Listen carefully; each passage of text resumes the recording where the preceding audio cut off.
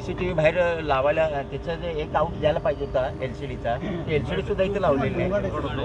Home guard आहे sir, home guard आहे. नाही, बऱ्याच ठिकाणी होमगार्ड आहे. होमगार्डांना कोण दाद देत नाही.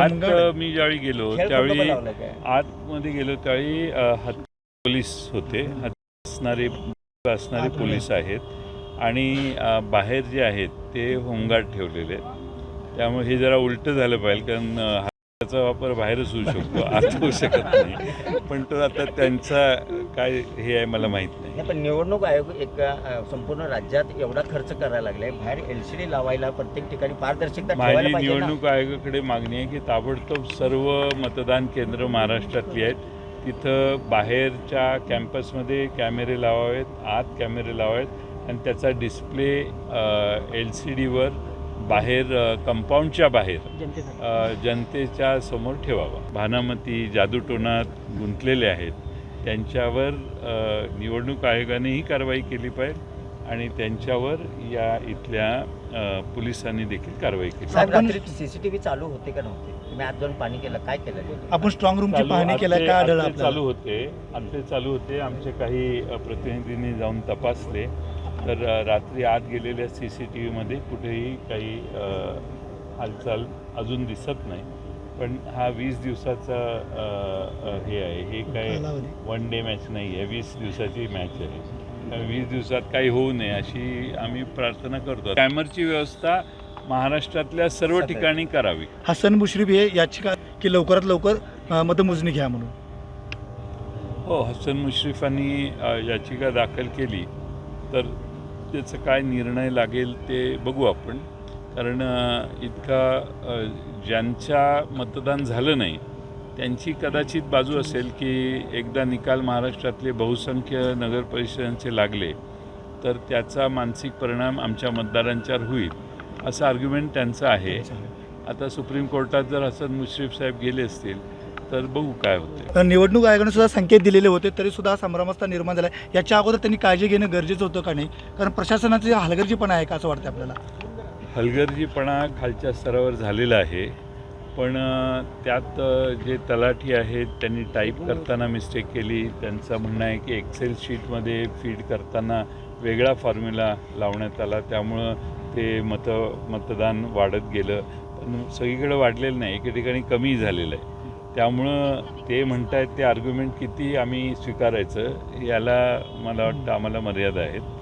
पण त्यांचं म्हणणं काही असलं, टायपिंग मिस्टेक असली तरी इथल्या अपर तहसीलदारांनी जी आता आकडेवारी दिलेली आहे ती आम्हाला मतदान झालेल्या संध्याकाळी जी आकडेवारी मिळाली त्याला टॅली होते.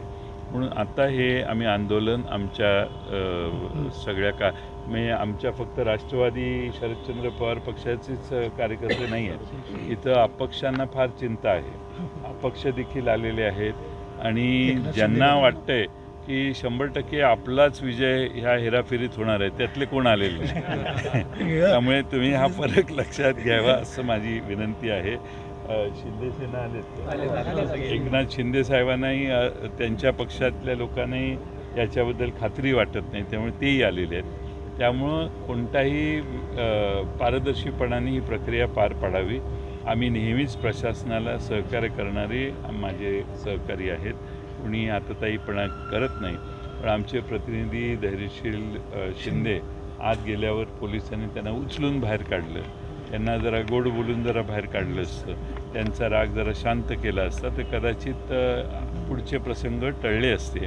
पण तिथं नियम लावण्याच्या पेक्षा गैरसमज समजावून सांगण्याची गरज होती. आम्ही आज म्हणतोय गैरसमज आहे, ज्या दिवशी मतपेट्या उघडतील त्यावेळी आमचा गैरसमज खरा ठरू नये एवढीच परमेश्वराकडे प्रार्थना. पार्थ पवार प्रकरणात शीतल केजवानींना अटक केलेली आहे.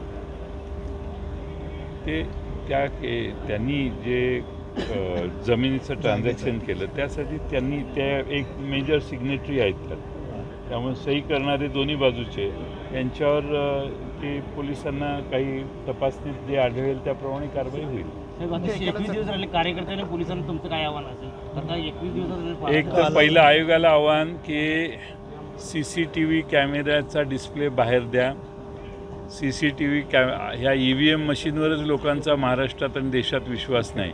त्यामुळं किमान जॅमर बाहेर लावा की ज्यामुळं कुठलीही रेंज बाहेरून ऑपरेट करून आत जाणार नाही आणि मतपेट्या ऑपरेट होणार नाहीत. लोकांना अशी फार शंका असते की बाहेरून हे मशीन्स मॅनिप्युलेट होतात. लोकांच्या चर्चा मी सांगतोय तुम्हाला. आणि म्हणून सरकारनेच मला वाटतं अशा ठिकाणी चारही बाजूने 500 मीटर किंवा 200 मीटर रेंजमध्ये बाहेरून कुणी सिग्नल पाठवणार नाही याच्यासाठी जॅमरची व्यवस्था करावी. अमेरिकेमध्ये काही खळबळजनक दावे समोर येणार आहेत आणि यामध्ये भारताचा संदर्भ देताना भारताचे पंतप्रधान महिन्याभरामध्ये बदलतील आणि मराठी माणूस असेल मराठी वाचलंय का आणि त्याबाबत काय पृथ्वीराज चव्हाणांनी सध्या गल्लीतला प्रश्न महत्त्वाचा आहे आणि माझ्या इथं आष्ट्याच्या गल्लीत हा जो प्रसंग चाललेला आहे त्याच्या सोडवणुकीत आम्ही गुंतलेलो आहोत आणि ह्या निवडणुका झाल्यानंतर आंतरराष्ट्रीय प्रश्नांचा विचार आम्ही करायचं सुरुवात करू. देशाचा पंतप्रधान मराठी जाईल आणि तो मराठी असेल असं कोण म्हटलं? पृथ्वीराज चव्हाण माजी मुख्यमंत्री काँग्रेसचे असं बदलणार आहे? हां, असं त्यांनी संकेत दिले. तुम्ही काय बोलणार? महिनाभरात मराठी पंतप्रधान होईल. मला त्यांची माहिती मी पृथ्वीराज बाबांशी बोलेन, माहिती घेईन आणि मी तुम्हाला फोन करून बोलवतो. पण मराठी पंतप्रधान व्हावं अशी अपेक्षा आहे तुम्हाला वाटतंय? आता एक पंतप्रधान जागेवर असताना मराठी व्हावा का कानडी व्हावा का आंध्र प्रदेशमधला व्हावा अशा हवेतल्या गप्पा आम्ही कशा मारणार? पृथ्वीराज बाबांना नक्की इंटरनल माहिती असेल आणि पृथ्वीराज बाबा शक्यतो सहजासहजी काही बोलत नाहीत. त्यामुळं ते बोलले तर त्यांच्याशी बोलून थोडंसं माहिती घेऊन मी बोललो तर असे प्रकार जर घडायला लागले तर ते घातक ठरणार नाहीत का पुढे? अर्थात घातक आहेत. एक तर केंद्रीय निवडणूक आयोगाबद्दल लोकांचा विश्वास उडलेला आहे. राज्य निवडणूक आयोगाच्या बद्दलही असे प्रकार झाले तर त्यांच्यावरचाही विश्वास उडू शकतो आणि त्यामुळे त्यांनी ताबडतोब कारवाई केली पाहिजे आणि योग्य त्या हे केल्या पाहिजेत असं मला वाटतं. काळज्या घेतल्या पाहिजेत. एवढे दिवस महाविकास आघाडीनं न्यायालयावर ताशेरे ओढत होते. स्वतः खुद्द काल मुख्यमंत्र्यांनी सुद्धा न्यायालयाच्या निर्णयावर ताशेरे ओढलेले आहेत. त्यामुळे लोकांना अधिक शंका यायला लागली आहे.